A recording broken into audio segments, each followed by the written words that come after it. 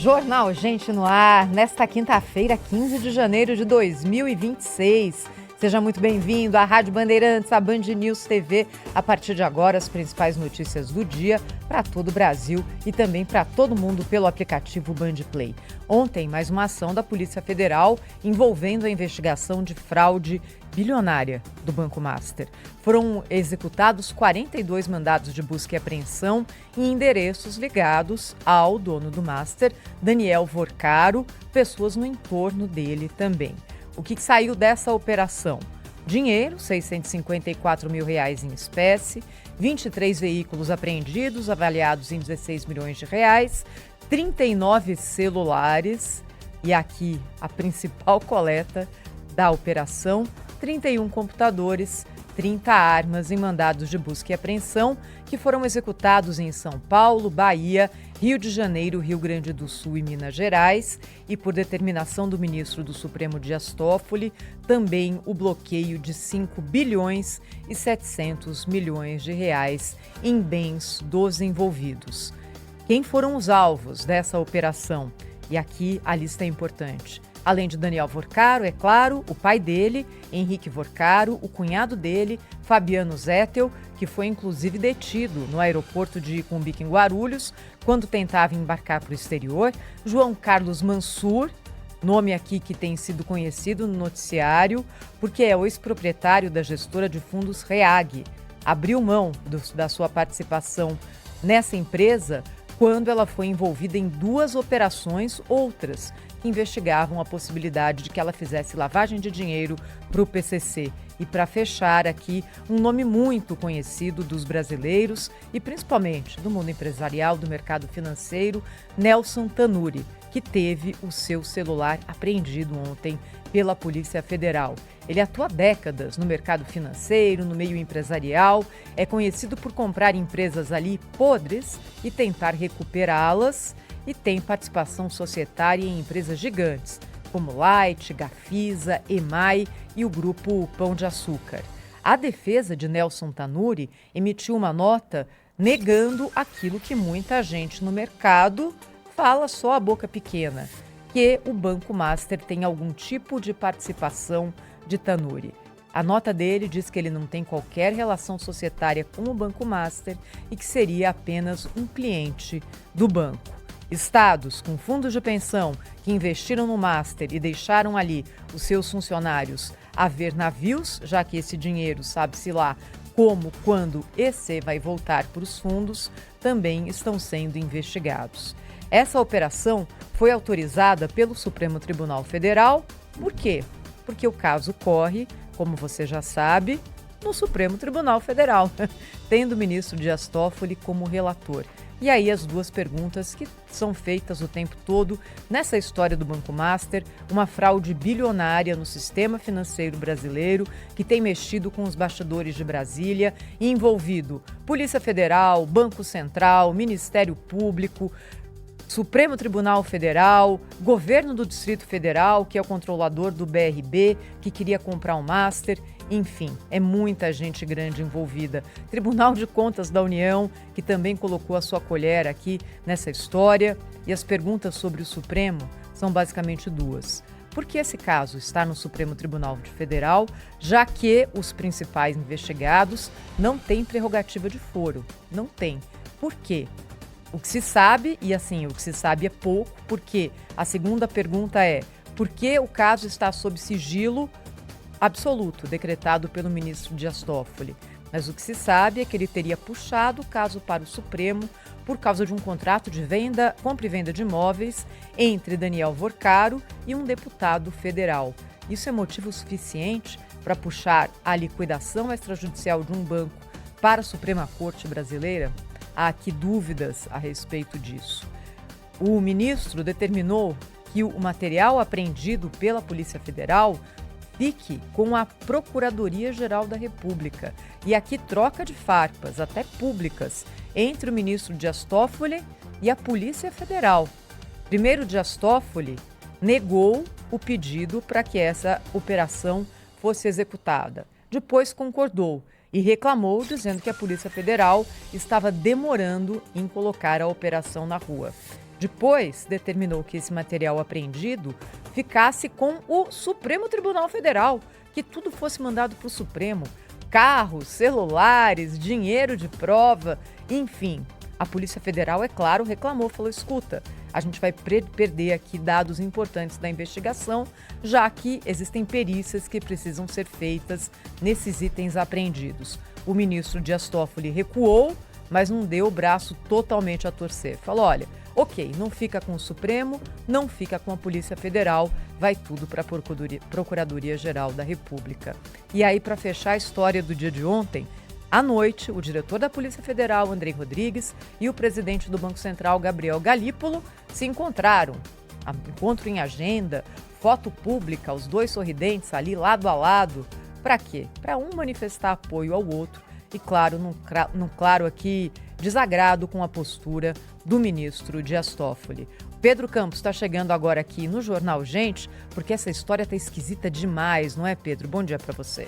Thaís, tem uma palavra que define isso. Bagunça jurídica é o que está acontecendo nesse caso do Banco Master. O que o Supremo Tribunal Federal tem a esconder da sociedade a respeito das operações que estão acontecendo? O mesmo Supremo Tribunal Federal que dá apoio a outras operações da Polícia Federal. Por que neste caso do Banco Master, tanto cuidado, tanto sigilo e tantas medidas que são tomadas para impedir que a Polícia Federal prossiga nas investigações? Esta é uma pergunta que só o ministro Dias Toffoli pode responder. Porque essas idas e vindas dão uma sensação de insegurança total para a população e uma suspeita que se levanta. Por quê? Tem gente muito poderosa que está envolvida nessas investigações. E tem gente muito próxima ao Supremo Tribunal Federal que também precisa ser investigada. A sociedade merece uma resposta. Por que parentes de ministros do Supremo Tribunal Federal tinham contratos de valores muito elevados com essa instituição para prestação de serviços jurídicos? Quais foram os contratos que foram realmente executados e qual a prestação de serviço em cada uma das instâncias?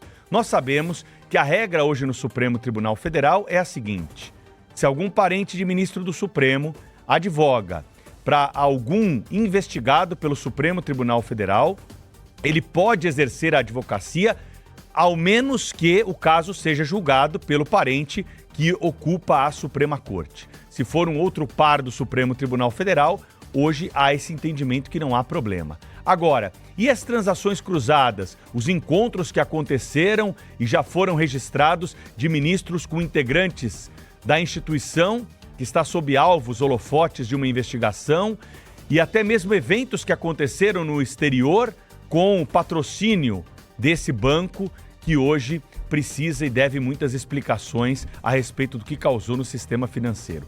Então nós estamos cobrando aqui do Supremo Tribunal Federal a mesma postura que o Supremo adota em outras operações da Polícia Federal, porque justamente nessa há esse cuidado todo e medidas que vão e voltam e agora desaguam na Procuradoria-Geral da República e não com os delegados da Polícia Federal.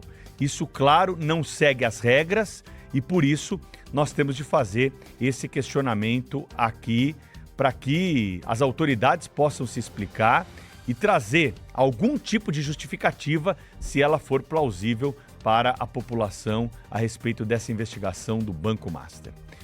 Sônia, você vai trazer algumas considerações já, mas tem alguma coisa aí a acrescentar nesse caso aí do Supremo?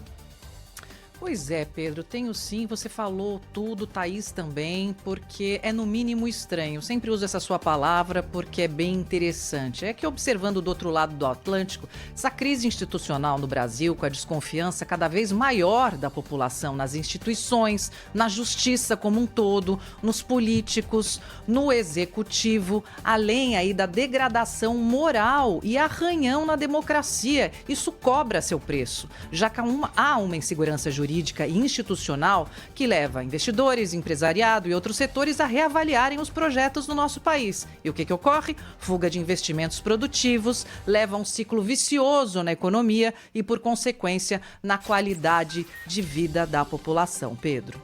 E olha, tem notícia chegando sobre esse assunto, Pedro. Decisão de agora cedo do Banco Central, que acaba de anunciar que está determinando a liquidação extrajudicial da corretora REAG.